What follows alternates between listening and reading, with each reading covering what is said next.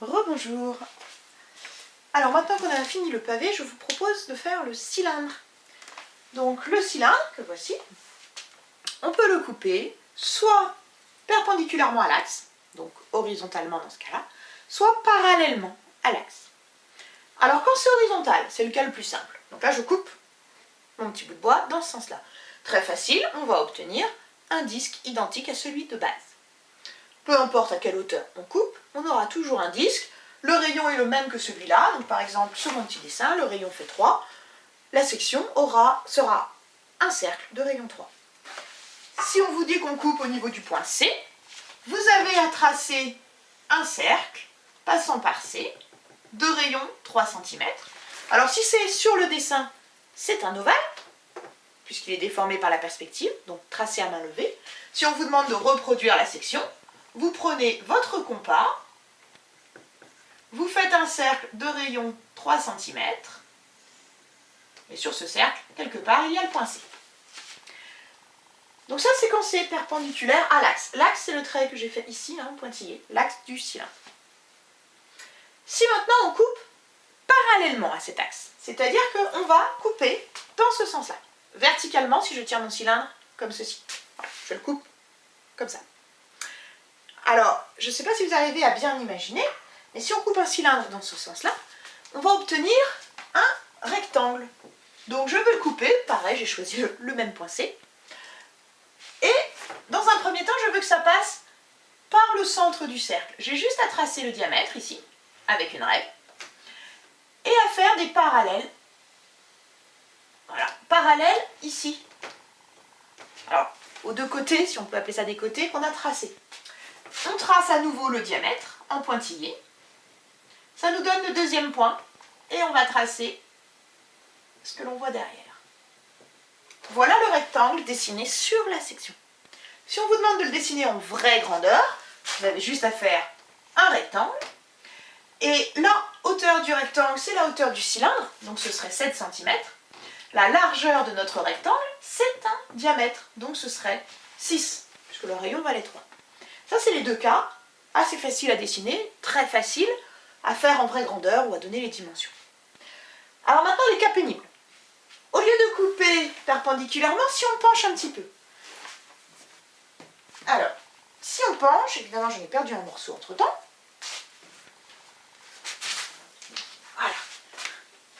Si on penche un petit peu, je ne sais pas si on voit bien à la caméra, je ne suis plus horizontale, je ne suis donc plus perpendiculaire à mon axe. Et dans ce cas-là, on ne peut pas le dessiner sur le dessin, ou en tout cas à main levée, et surtout on ne peut pas donner les dimensions parce que ce n'est pas un cercle. Je ne sais pas si on voit bien, c'est un ovale. Vous pouvez vous entraîner chez vous avec du papier laissé. Si vous avez des rouleaux, vous vous entraînez à les couper sans vous couper les doigts, et vous verrez que ça fait un ovale. Donc, on ne peut pas pencher. On a donc un cercle quand c'est bien perpendiculaire à l'axe, bien parallèle aux bases. Si on penche, c'est un ovale. Si on est vertical, donc parallèle à notre axe, on obtient un rectangle. Mais qu'est-ce qui se passe si on se décale? Si on se décale un petit peu de notre axe, on obtiendra quand même un rectangle, mais cette fois il y aura des calculs à faire. Alors regardez ici, j'ai tracé un diamètre AB.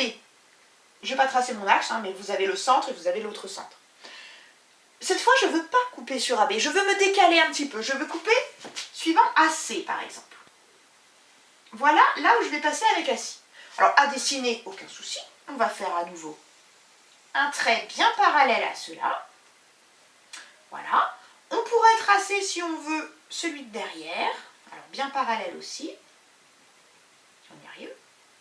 Voilà. Et ici, j'ai... Voilà. Mon troisième côté. C'est un rectangle, alors il est un petit peu tordu, hein, la perspective nous embête, c'est un rectangle. A, C. La hauteur du rectangle, c'est toujours la hauteur du cylindre. C'est toujours 7, ça ne nous embête pas. Ce qui nous embête, c'est AC. Pourquoi ça nous embête? Parce que ce n'est pas le diamètre AB vaut 6, mais pas AC. On peut dessiner la face du dessus en vraie grandeur. Voilà AB. AB vaut 6. Et nous, on a tracé AC. Il ne vaut pas 6. C'est une corde, mais pas un diamètre. On sait que ça vaut moins de 6, mais on ne sait pas combien. Mais le point C, il vous est donné dans l'énoncé. Ça veut dire qu'on vous donne une information. En général, on vous donnera BC. On vous dira par exemple BC vaut 2. Si vraiment on est méchant, au lieu de vous donner BC, on pourrait vous donner un angle. Par exemple, cet angle-là. Soit on vous donne l'angle quand on est méchant, soit on vous donne la longueur BC, ce qui est la plupart des cas. Sauf que si vous regardez bien le triangle ABC, ici vous avez un diamètre, ici vous avez un autre diamètre. Ces deux longueurs en vert sont les mêmes, elles valent toutes les deux 6. Elles passent toutes les deux par le centre. Si vous regardez bien ma forme là, vous devez voir un rectangle. Les diagonales se coupent en leur milieu et ont la même longueur. C'est l'une des façons de prouver qu'on a un rectangle. Donc si on a un rectangle, ça veut dire que ABC c'est la moitié du rectangle, c'est donc un triangle rectangle. On peut aussi utiliser une propriété que vous n'avez pas vue en 4e puisqu'elle a été supprimée du programme, mais peut-être que vos parents, eux, l'utiliseraient, et qui dit qu'un triangle, s'il est inscrit dans un cercle, ça veut dire que les 3 sommets sont sur le cercle, et que l'un de ses côtés est le diamètre, alors il est rectangle. C'est une conséquence. Dans tous les cas, vous avez un angle droit ici. Si on vous demande de le prouver, soit vous récitez la propriété, donc si un triangle est inscrit dans un cercle et que l'un de ses côtés est le diamètre du cercle, alors il est rectangle et ce côté est l'hypoténuse. Soit vous passez par le rectangle que j'avais dessiné en vert. C'est un petit peu plus long, mais à la rigueur c'est plus facile.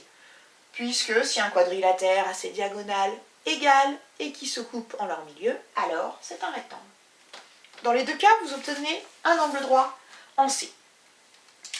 Et pourquoi cet angle droit il est important? Parce que si on vous donne la longueur BC, vous connaissez AB, vous cherchez AC, normalement vous devez penser à Pythagore. Un triangle rectangle, deux côtés, on cherche le troisième. C'est exactement comme le pavé. Si on est un petit peu méchant et qu'on vous donne, non pas cette longueur-là, mais l'angle, c'est possible, hein. Dans ce cas-là, on a quand même un triangle rectangle, un côté que l'on connaît, un côté que l'on cherche, un angle. Ça vous rappelle un chapitre un petit peu plus récent qui s'appelle la trigonométrie. Et là, vous pourriez, avec le cosinus, trouver la longueur AC. Donc soit on vous donne l'angle, soit on vous donne l'autre côté. Évidemment, on ne va pas vous donner AC directement, ce serait trop facile.